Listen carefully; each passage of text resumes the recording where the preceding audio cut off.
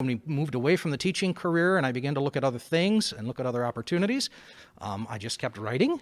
And lo and behold, people continue to tell me it's a narrative, but there's a lot more going on in it. When you begin to drill down, the themes and subtext of the story it's almost beyond a middle schooler. It has that sort of, 1950s Warner Brother cartoons. The children watch it, but the adults laugh the hardest. Yes. There's a bit of that going on in the book, and that's probably one of the most enjoyable parts of it, is writing it for adults, even though it's being marketed to middle schoolers. Well, you have the theme, or the series name, The Relics of Eris. Mm-hmm. So how much of a Lewis stamp do you think is on this work? My reviewers tell me it's pretty heavy. As is often the case with the first work of fiction, or first work, your voice is developing and growing. And so certainly in this one, it's about 3 little girls from North Carolina who find themselves lost in a world of fairies and dwarfs. Now, if that doesn't scream a bit Narnia reflective to you. Yeah. But I thought that classic quest narrative structure was just a great way to get at some of the themes I wanted to get at in this book. So as you began to develop the story, tell me just a bit about what these young girls encountered. Sure. I spent about almost a year building the world before I actually put pen to paper on the story, because wow. I'm enough of a Tolkien fan to know that that's how you're supposed to. I didn't develop any elven languages behind it, but no, they find themselves in this world of fairies and dwarfs and things, but the shtick is that for the people in that world, fairies and dwarfs are as common as hippopotamuses and giraffes are to us, so they don't think of them as magical or mythological. They're merely the science of their world.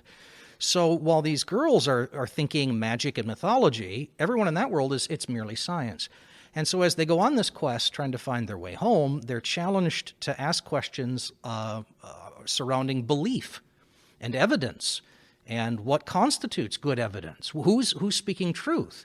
And is belief something, or when is belief something that you choose to give, and when is belief something that seems to happen to you from the outside? So there's that deep thread, we would call it epistemology in the theological world, that these middle schoolers are having to sort of think about, but at the level of the imagination that they're able to grasp. Gordon Greenhill is joining us today here on the Meeting House on Faith Radio. He is the author of the young adult fantasy fiction book called Flight of the SkyCricket, the first volume in the Relics of Eris series. This is the Meeting House here on Non-Commercial Faith Radio, the Christian Product Expo in Charlotte. So you talk about this fantasy, and I think the word is used, quest. Yes. That these 3 young ladies move into. They come into a world that is, not their own, and they begin to ask questions. Mm-hmm.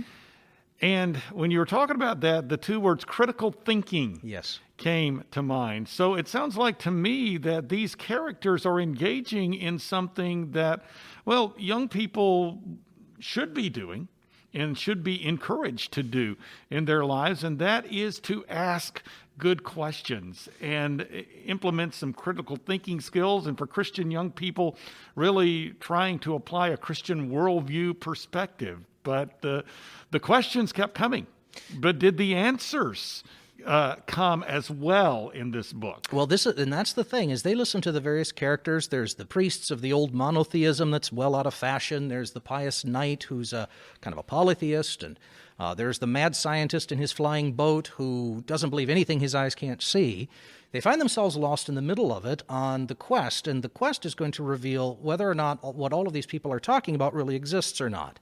And actually, I have to kind of leave that a little unstated for the sake of the spoiler at the end. Right. But I will say this, the second volume is coming out in within a couple of months, and the themes of that one are going to pivot and be more related to family and identity and belonging and where is home if nobody wants you, that sort of thing. So each of the books are going to tackle a bit of a question that I think middle schoolers wrestle with, and particularly right now during this, times of upheaval. Yes. That it's going to challenge their mind, it's going to challenge their heart, and they're going to think thoughts. And the book was written intentionally. It's written by a Christian, but a lot of its delivery is going into public school middle schools, and so the messages are not overt; they're subtle, and they're meant to ask questions.